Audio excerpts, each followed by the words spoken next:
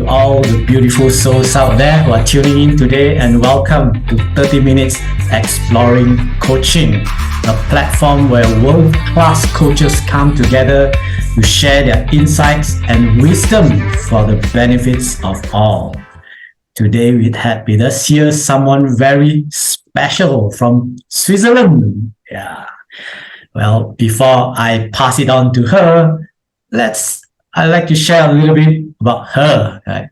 Someone who's been struggling with dermatillomania since the age of 12.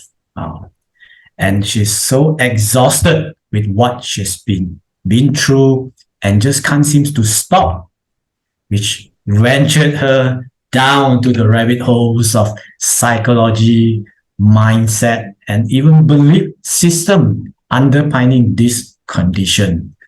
Wow.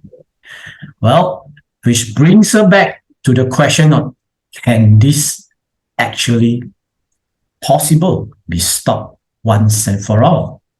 I'll let her answer this. Okay.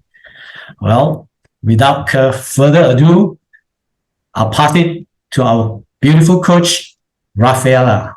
Raffaela, welcome. Share a little bit more about yourself to our beautiful audience out there. Thank you, Remy. Thanks for having me. Yeah. So dermatillomania, you can also be called chronic skin picking, just to maybe clear that up a little bit. Maybe some people don't understand the word dermatillomania. But basically, it's where someone obsessively picks at their skin and they can't seem to stop. It's like an addiction. And that's something I struggled with from the age of 12. I'm 26 now. And for most of that time, I didn't even know it was a thing. So I would obsessively pick at my skin, especially my face, and it would cause scarring and scabs, and it looked really bad, but I couldn't stop even though I wanted to. And the interesting thing is that when I started when I was 12, I didn't even have acne. Going through high school, I didn't actually have very bad acne. I would just pick so intensely that it would look really bad. And obviously, this takes a huge hit on the self-esteem. It would for anyone, but especially in high school and school. Appearance is like big. So yeah, the psychological impact of chronic skin picking is huge. And the fact that there's so little information out there, so that it's pretty much you're alone unless you stumble across a community or someone. That's what's happened with most people that I talk to. They go most of their lives not knowing that it's a thing. They just think it's something weird that they do and they just can't stop.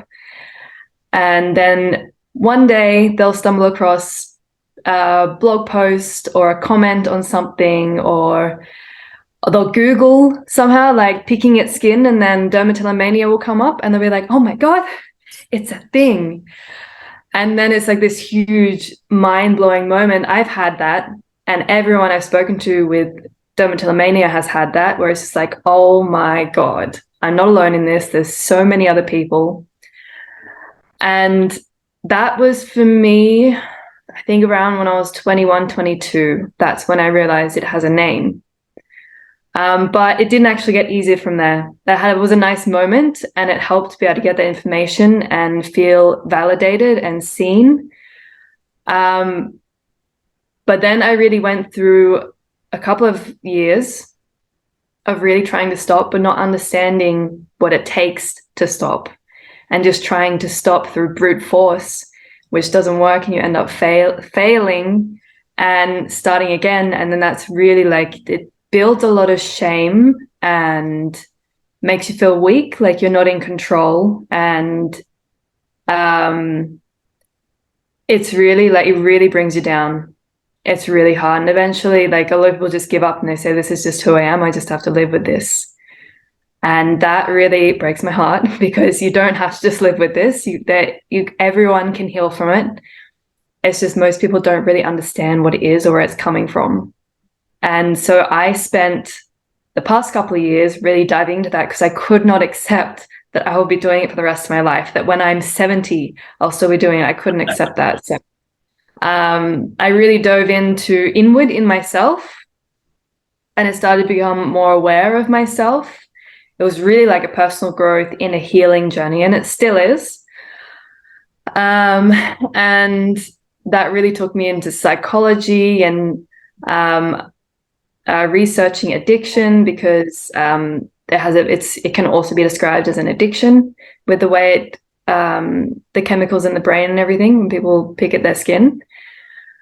And yeah, it just brought me that. And then when I started to learn these things, I thought I really need to share this with people, because there's so little information out there, so few resources that actually show someone how to heal. There's a lot of resources out there explaining what it is, and there's a lot of things out there that make you feel connected and make you feel understood. So people are sharing their stories and talking about their struggles, but there's not really anyone saying, hey, this is the path to healing. And it's going to be different for everyone, but at its core, skin picking, dermatillomania is the same for each person. Just the path to healing might be slightly different. So, and that's true with anything, to be honest. That's true with any healing path. Like maybe the core is similar to a lot of people, or it's the same, but the path you take is going to be different. So yeah, that's what brought me here. A year ago, I started sharing on social media. That was a huge step for me. That was really nerve-wracking. Also just being that vulnerable and showing that side of me, because there is a lot of shame stuck around this addiction or condition, however you want to put it. And to expose yourself like that it's uncomfortable. And it stayed uncomfortable for pretty much a whole year. Like now I'm a lot more comfortable with it, also because I see the worth of what I'm doing. But in the beginning, it was really hard.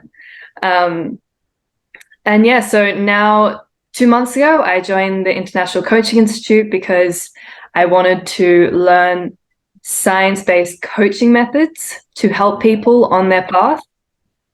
So I can combine my experience, my knowledge, plus science-based coaching methods to help people actually heal from this. That's really that's my goal. That's where I'm going now. Wow, sounds wonderful. But from what I hear from your sharing, it seems like, wow, I can really feel that's a lot that you have been through, in terms of like you were talking just now about the pain, the suffering, the shame, and all that. And it's not an easy journey for anyone to just go through this dermatillomania, right? Like you were saying, many people, right? They can Google and all that, and tell you a lot about these skin picking things and all that. But when it comes to how to really treat it or put a stop in it, there's not much of the articles or guidance out there where you can really, talk to someone who has been through, especially been through is the word, not just from theories and all that. And exactly. Yeah. You mentioned something very interesting, that you're enrolling in the International Coaching Institute. Why suddenly, into this coaching journey? What's your mission there when you step into this coaching journey? Share with us, Coach Raffaela. Yeah. It's to help people heal from dermatillomania, and not just dermatillomania, but all body-focused repetitive behaviors. It's actually a category. It's BFRBs, the body-focused repetitive behaviors, and that's skin picking, hair pulling. People pull their hair until they go bald. So that's the same. It's the same intention. There's the same. How do you say it?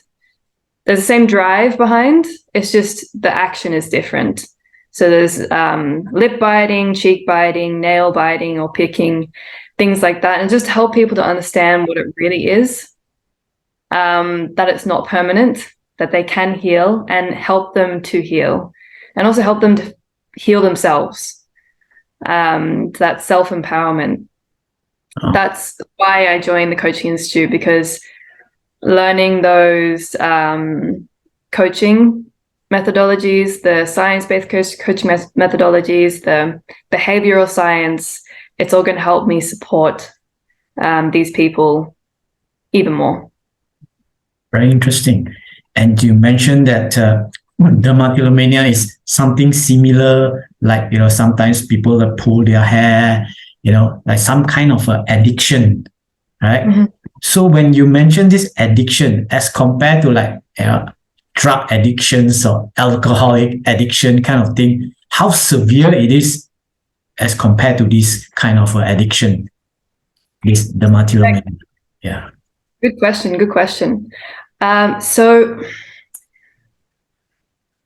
it's hard to compare it exactly, also because addiction is on a scale. So you can have people that are addicted to alcohol, and there's on a scale as well. There's some people that are severely addicted. There's some people that are a little bit less. The same goes for dermatillomania. There's some people that it doesn't impact their life as severely as it would impact others. So it's on a scale, but basically where you look for why it can be called an addiction is because of the chemical response in the brain when someone engages in skin picking. And that is exactly the same as when someone engages in any other addictive behavior.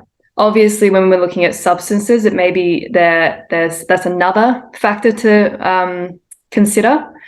But essentially, when someone picks at their skin, dopamine is released in their brain. And that's obviously a feel-good chemical. It's very addictive. And it's very soothing as well. So often when someone picks at their skin, it's because they're feeling uncomfortable in some way. Maybe they're feeling anxious or stressed, overwhelmed. And so rather than deal with the emotion itself, they will pick their skin because that gives a really nice dopamine hit. And it helps to soothe and dampen down that emotion in the moment. It doesn't get rid of it, obviously. It's not processing the emotion. It's just pushing it down. And that is the addiction, because when you get used to this thing giving you that dopamine hit, it's your subconscious mind learns that whenever you feel uncomfortable, you can just pick your skin and you'll feel better. Wow. And the same can be for, like, for example, there's people that eat to feel better. So soothing themselves through food. They've learned that when they eat food, they also get a dopamine hit. And usually that food isn't like a carrot or a salad, right? That food, comfort food, is comfort food. It's full of sugar and fats and all that stuff. That's like the stuff that really gets our brain going when we eat it. And the same thing is when you drink alcohol. It gives you that soothing effect. So from the chemical response in the brain, that is why it can be called an addiction, because we get addicted to the dopamine that gets released, and that can be given to anything. So skin picking is the action that we found that can get that dopamine for us. For someone else, it might be pulling their hair, gives them that dopamine hit. Mm-hmm. For someone else, it might be going shopping and going on a shopping spree and maxing out their credit card. For someone else, it might be picking at their nails. It's just that kind of like that, it's that feel-good feeling, that soothing feeling. But it is also an unhealthy way of soothing. Yes. And we can say it's unhealthy because in the long run, it doesn't bring us anything. It doesn't serve us. It actually hurts us. It creates more pain. Is there some kind of a medication that someone who suffered from this dermatillomania can just pop in, and say, well, just a few course of those kind of medication, and well, I'm off the hook. Is there something like this? Look, everyone who's had dermatillomania has wished for that. Unfortunately, no. And even if there was, I wouldn't recommend it, because there is so much healing in dermatillomania. Like, I'm at a point where I'm grateful for it because of how close it's brought me to myself. And so if I could go back and take a pill and just make it go away, I wouldn't take the pill, because it's the healing journey, healing from dermatillomania, that has made me the person I am today. And I love who I am today. And I wouldn't give up that healing for anyone, because that healing needed to happen. If you get rid of dermatillomania, you're going to get something else in to replace it, because there's still that emotional suppression that's going on. There's still those pain points that you're carrying, and you can't just magically wish them away, unfortunately. Well, for people who suffer from this skin picking kind of problems, and if they were to come to you and engage you, Coach Raffaela, as their coach to help them, right? So, can you paint a rough picture on how the session is going to be like, so that our viewers or beautiful listeners out there can have a rough picture on how, by working with a coach like you, can help them in this kind of so-called skin picking disorder. Mm-hmm. I love this. I love my clients. I love connecting with new people on this because you can go to other therapists or coach and try to get this, but if they haven't experienced them themselves, there's just something missing, I found. And that connection you have with someone you share an experience is amazing. So not only is that going to be there, so what we're going to do is through listening to your story, hearing your pain points, hearing the things that you want to change. And obviously the end goal is to stop skin picking. That's anyone who picks at their skin, who has dermatillomania, their end goal is to stop picking their skin. Thing is, to get there, there's usually a bit of work first. And sometimes we mix up the goal with the path, and we think that the first step we need to take is to quit skin picking, which I think that can be really beneficial because we can learn a lot from that experience. Mm-hmm. But when that's the only step we take, it can also be really disempowering because maybe you fail. And when that's all you do is you keep trying to stop and you keep failing. It's really like, oh. So it's really about deepening the connection with yourself, understanding your triggers and what steps you can take now, today, to help you, to take you to that goal of stopping skin picking. And with the science-based methodologies I'm learning, I will implement them where I see fit. That totally depends on the individual and the conversation and where we're going, and I will find one that might work for you. It's really about getting to know you, getting to know what's right for you right now, because everyone is at different levels, different, not levels, but at different areas, different times in their journey. And so what works for you might not work for someone else. What works for me might not work for you. So it's also not just about what I've experienced. It's really about you right now in this moment, what you need and how you can move forward. So, yeah.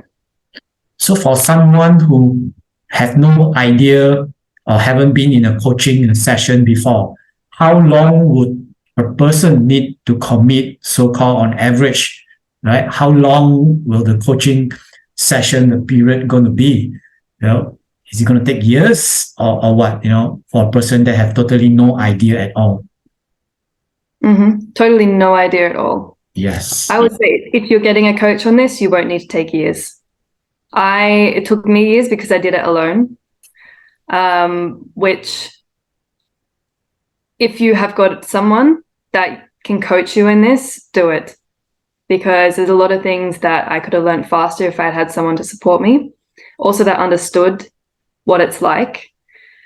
So I would say for someone that has really, they've just found out what it is, and this is the beginning of their healing journey, I would say 6 sessions, just to keep the continuity up and to keep that connection, because in the beginning, so much stuff comes up and there's so many brain explosions happening. In saying that, maybe it only takes 4, maybe it only takes 2, maybe you get it and you're like, oh, I know which way I need to go right now. And then maybe a little bit later on in your journey, you think, okay, no, now I need a bit more help. It's always, I would say 6 to someone that is really just starting off at the beginning of their journey. But it's also down to the individual and how they're feeling and how much support they feel that they need at that time. So Coach Raffaela, through your experience coaching with your clients and all that, what are the most frequent challenges in terms of when you talk about the psychological impact dermatillomania can have on a person? Right? What are the frequent challenges? from that aspect? Can you please share with our viewers out there? Yeah. I would say two of the biggest is shame and isolation.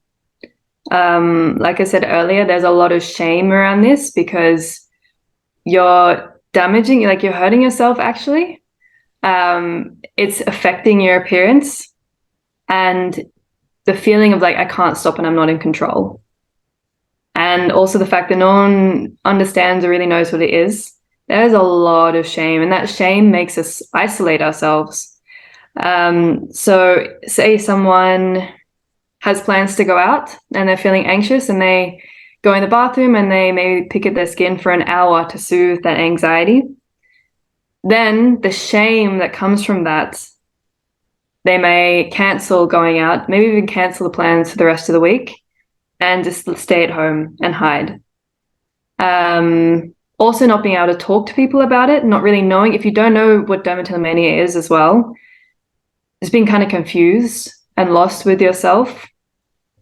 I think, working out that shame, that's a big one. That's really hard. And it's also really, it's just not a nice place to be, feeling shame about yourself and doing something, when people pick their skin, they do it usually daily. And so daily feeling that shame, it's heavy. It's hard for the mind. So it seems that people who suffer from this skin picking really has impact them a lot in this psychological aspect. So what about in terms of emotion? How does engaging a coach helps in a person's emotions, and how does that links to the healing process of this whole journey? Can you share with us more this?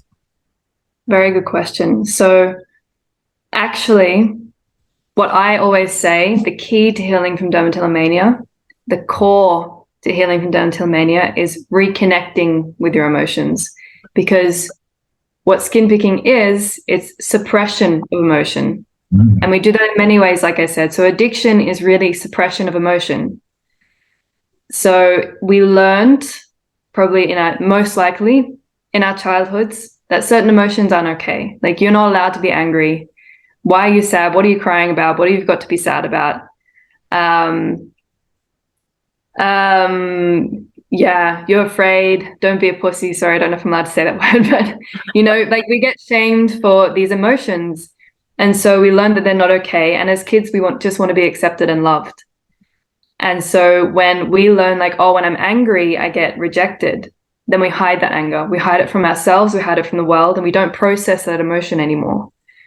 And so we carry those things, these emotions that we can't seem to connect with, express, or understand, and then we forget about them. There's people, even myself, I was in a state where I would just feel a lot of discomfort, but I wouldn't even know what it was or where it's coming from. It would just be uncomfortable. And that is the basis of a lot of addiction. I would say all addiction is suppression of traumatic experiences and our emotions attached to them, or emotions in general. And what skin picking does is it helps us to suppress them, because it gives us a nice dopamine hit, and it makes us feel better without actually having to process the emotion.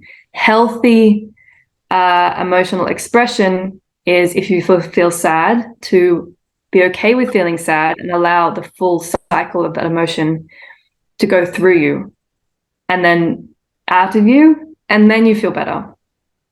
With dermatillomania, you feel sad, you pick your skin, you feel better, but the sadness is still there, and then it builds and it builds and it builds. And so what coaching can do, and the point of coaching for me, is to help someone reconnect with themselves. And reconnecting with yourself, your core self, is through your emotions. It's through being okay with sitting with your sadness, with expressing your anger in a way that doesn't hurt other people, but it lets that out. It's being able to give words to your feelings. So if you're feeling stressed or overwhelmed, you can recognize that feeling inside you. You can put words to it. You can understand what you're going through, and either you can find a solution or you can just accept that it is what it is right now and you're going to be okay and you can handle it. Rather than having this like white noise fuzziness, like, oh, I feel so horrible, I need to get rid of this, I'm going to go pick at my skin, or I'm going to have a drink, or I'm going to eat some food.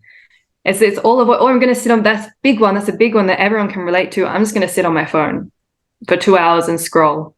And then I'm going to feel like shit afterwards because I just wasted 2 hours of my life. I don't know what I was doing. So, okay, is there a difference, for some, like to them, like, well, this is some kind of addictions and all that, like you're saying. So people have this so-called addiction they may say, oh, straight away, I might as well go to see a therapist. What is there a difference between visiting a therapist and engaging a coach? Could Yeah, you enlighten absolutely. our viewers Absolutely. something? Yeah. Thank you. So with therapy, with dermatillomania, actually what I recommend is more a coach than a therapist. Just because therapy, they tend to focus on the past. And that's where you spend most of your time in therapy, talking about the past, how it affects you, painful moments. And while that can be therapeutic, of course, there's a lot of work to that. With dermatillomania, what we want to do is we want to grow. We want to move forward. We want to move towards the goal of stopping skin picking. And that is the point of coaching. We spend a disproportionate amount of time on the now and the future and just a small portion on the past. And that is also entirely up to the client. If the client wants to talk about their past, that's of course absolutely open and welcome. But we also bring it to the present and then we bring it to the future. So what can you do now to move forward? And it's really like that. It's really empowering. You feel like you have a solution. You feel like you're moving towards something. Feel energized. And there's hope. It's not just sitting in your past and talking about the things that hurt you and trying to reconcile with them. It's really moving towards your goals. That's I would say that's a big difference. And that's also why it's so important for people that struggle with skin picking, because that's what we want to do. We want to move forward and we want to heal and grow. Awesome. Well, Coach Raffaela, through your experience, I'm sure those that reach out to you and all that already have their own awareness that they are suffering from this dermatillomania. Have you come across, what about those? There's this special group of people that they are not aware at all that they are suffering from this skin disorder, skin picking thing, and yet they're doing it subconsciously. Mm-hmm. Are there a group of people like this? I would say yes. Most people are somewhat aware that the picking is not normal, that it's something they do and other people don't. But I would say most people, and not most, that's the wrong thing to say, but there are a lot of people that are doing it and not really asking themselves many questions, and they accept that that's just who they are, and then they try to fit their life around it. And that's really putting yourself in a box, making yourself small, because to fit your life around something that makes you feel shame on a regular basis, makes you want to hide on a regular basis, that impacts your appearance and your confidence on a regular basis, you're really putting yourself in a very small box. Thing is, because there is not much information around this, it's understandable that someone ends up in this space. Because if you never hear about anything that this is a thing, that you can heal from it, if you were taught in your childhood that how you feel and what you need is not important, then it was very hard to get out of that little box, and you just try to make yourself as comfortable as possible in that box. And it has ruined people's whole lives. There are people who have done it for 40 years, 50 years. And the more information that is out there, especially on how to heal, the better, because then less people will spend time in that box and actually realize they can help themselves. Wow.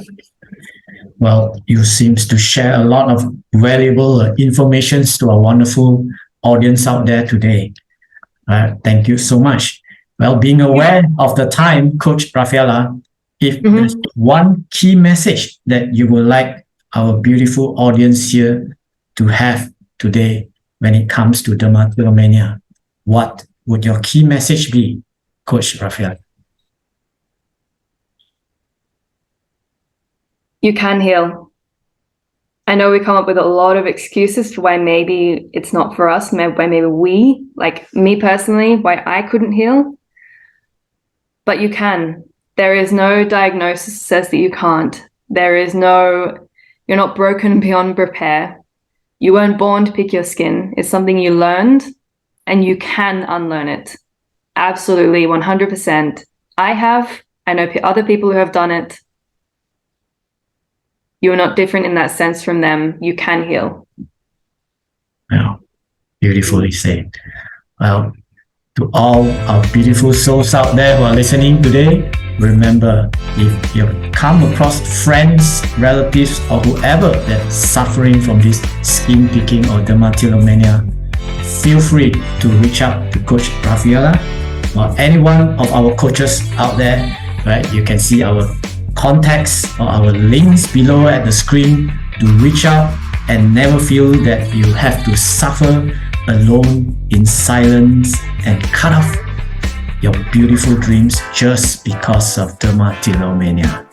So thank you so much, Coach Raffaela, for sharing your valuable information all the way to our beautiful audience here from Switzerland. Thank you so much. Until our next session of 30 minutes exploring coaching. Thank you and bye-bye. Thanks, Remy. Bye.